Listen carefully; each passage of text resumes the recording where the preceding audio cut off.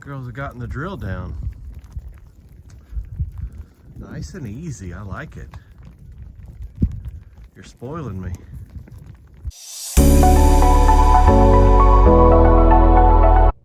Hello and welcome to Soldier Creek Bison. Well, this time of year, January through March, is what I call project season. We're doing projects year round anyway, but there's a bit of pressure to try to get things done before the spring grass comes in. And normally you're fighting, cold temperatures, snow, ice, what have you. We've had an unseasonably warm winter as of late, and we'll take it. So I've been able to try to get some things done, correct past mistakes, and then try to line up for some future projects we're going to do here shortly. So this is going to be I realize the bison are the reason you're here and what you want to see. So there are some bison videos in, but just showing you some of the stuff I've been doing around the ranch in anticipation of the spring. So let's go check it out.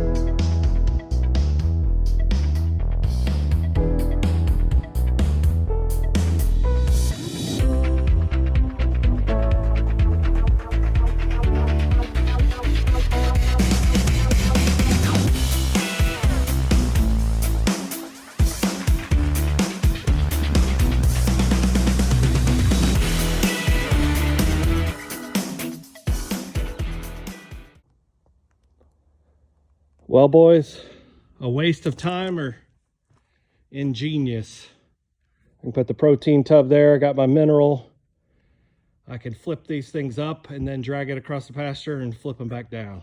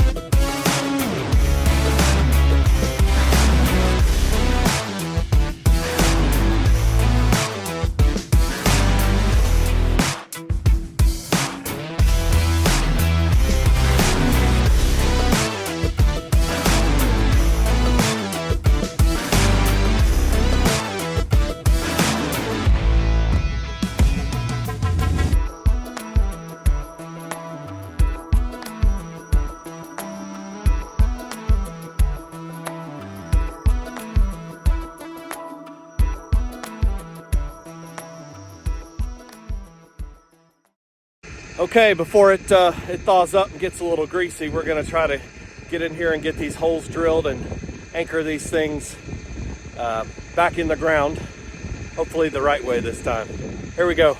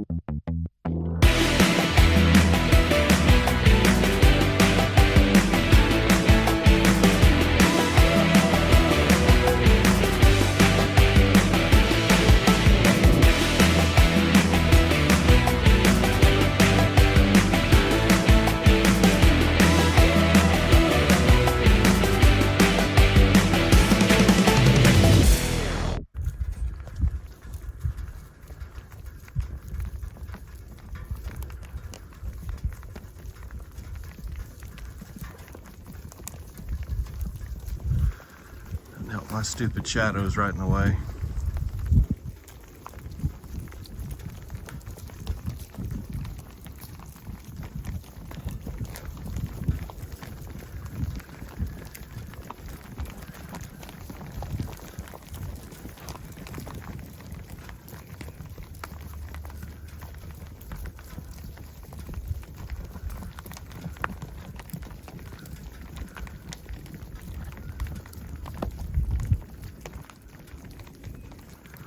Girls have gotten the drill down.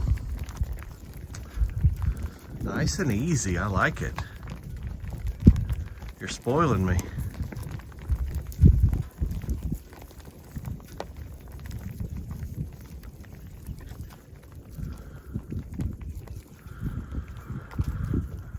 And then of course there's always one or two at the mineral. That's why I keep the mineral close, because there's always one or two over there. And then once they realize they're buddies,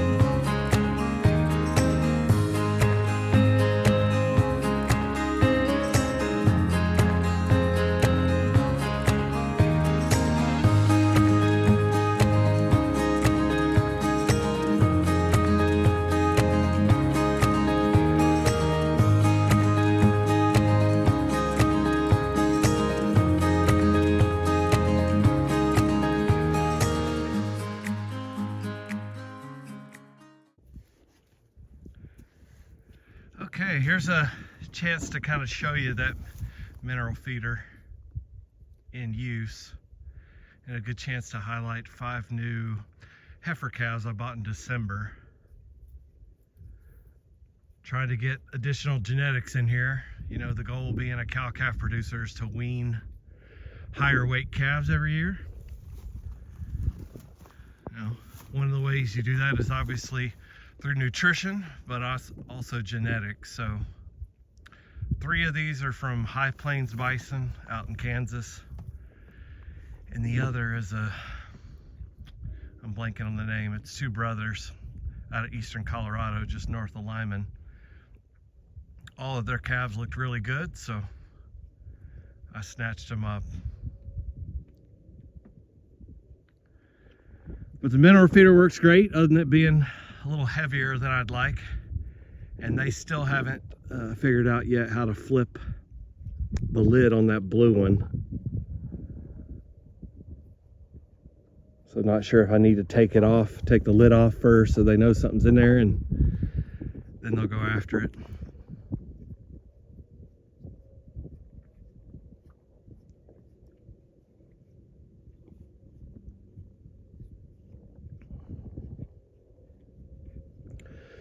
But it helps the area that they're standing in not get beat up. And then wherever they're taking mineral, they usually, defecate and urinate more than normal. So we'll try to put additional fertilizer, so to speak, in a given area. So the rest of the herd's over there. It is bitterly cold this morning. It's 15 degrees. I can't feel my hands, and you can't really do much when it's this cold. So I'm gonna pick up sticks today. I got some burning to do eventually, hopefully in March, with some days where the wind's not blowing. So I'm gonna head over to that valley and start picking up sticks. Here we go.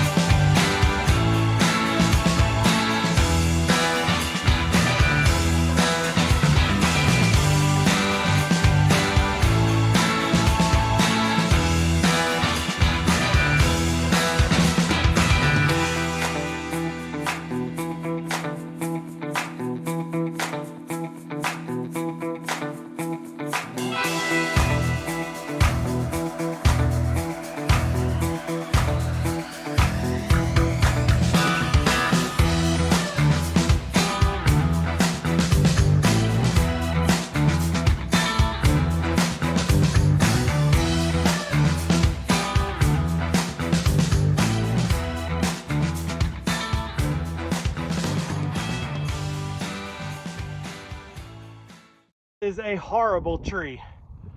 It's known as hedge or Osage orange. There's also a French name for it. I'll post it here. The French brought it over, I don't know when, but it makes good fence rows. Maybe this was before barbed wire. But man, is it difficult. It's unforgiving. It doesn't break easily. It doesn't bend easily. It's a nightmare to cut. And as you can see, just stacking limbs is so unforgiving, you're not going to pack them down. So a few more limbs to cut and then we'll get back to picking up sticks. It's warmed up a little bit. I guess moving around helps, but whew, here we go.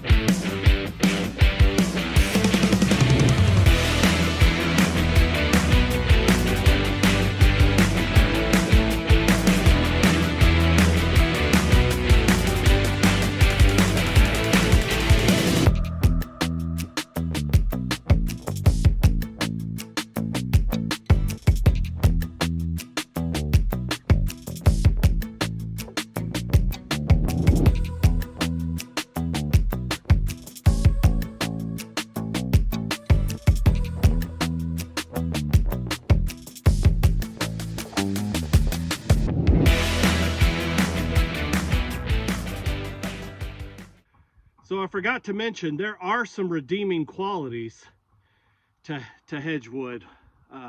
One, the post, you won't find a better fence post. It'll outlive you. Two, great firewood, but you gotta be careful. It burns really, really hot. Your fireplace has to be able to handle it. So as much as I'm complaining about the hedge, I still get some benefits from it.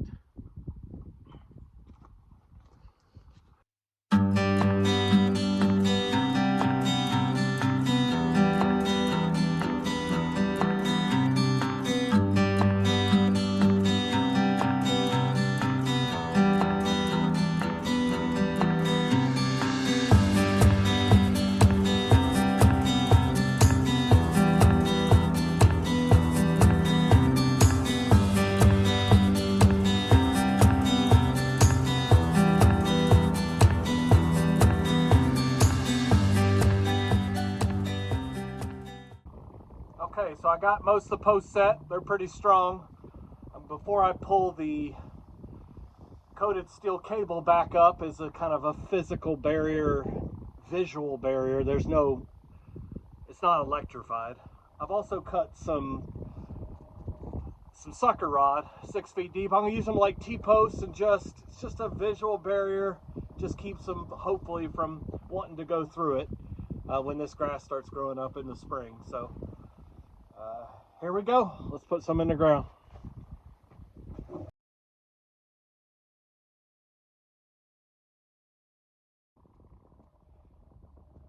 No bueno.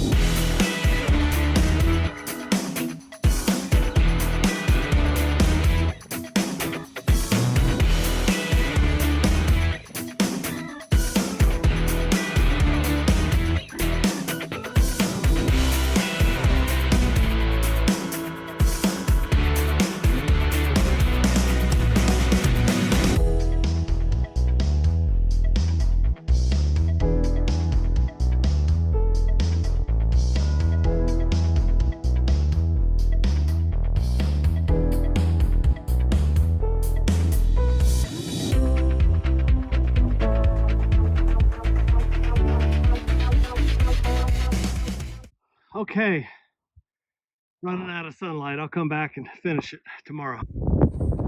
Okay, so I finished it up. This was an expensive lesson, at least physically. Monetarily, it wasn't too bad. But I got everything anchored in pretty good. I put some additional sucker rod as just kind of visual deterrent. I've got it anchored on either side up there and over there. Pulled laterally as well, so those posts, at least there and there, are not going to move. I'm hopeful none of it moves. I put an additional strand of this coated steel wire, steel cable. I think it's 3/16. It's just a visual deterrent, and I got some rock up there I need to break, and then we'll line this really good so they don't get in behind it there. But just thought I'd show it to you, and you may wonder why I go through all this trouble. To be honest, I've asked that myself. But the reason is I split this paddock and I use this pond. And I've seen them just come in over here and swim across and go right over. So I have to kind of do this if I hope to have the rotational grazing thing work. I drain the pond, hope it fills back up here with the spring rains, and hope everything sets as is. Plus, I don't want them on the pond dams either, because the pond dam before, the previous owner, he had cattle on it. It pugged it up pretty good. It doesn't leak, but I just don't want them on it. So because otherwise they'll just ruin it. So fenced it off. I don't want them up here in the mouth of the pond either. Hopefully in time this will fill up, and then that kind of fills in the grass, comes a little habitat area for quail or meadow larks or what have you. So this is it. Just want to show it to you. Well guys, hope you enjoyed that. I do have some more videos. In fact, overhead reminds me, need to get the bird houses out. I have roughly 50 to clean. You have to do that annually. I'm a big Greg Judy fan as it relates to tree swallows, so I'm copying him. I've got 30 more that I built here recently, so we'll be putting those up. I got some burn piles I need to get to if we get some good wind. I got more fence to build. That'll give us a total of 14 paddocks. And then corral stuff. We're gonna do some creep feeding this year. I think I mentioned that on the last video. For those who are unaware, creep feeding is just a way of limiting where only the calves get to the feed. I'm a cow-calf producer, so I'm trying to wean heavier calves and giving them some feed, even if on a supplementary basis, I hope will help in that regard. So I can't creep feed them all the time just because how we're set up with those paddocks. I don't want to move a creep feeder around every paddock. So I'm gonna have 2 stations that we're gonna build. I'll bring you along for that. And then I've got some corral work to do. So no shortage of stuff to do around here, and I'll try to get it recorded. Thanks guys for watching. Hope all is well on your end. We'll talk soon.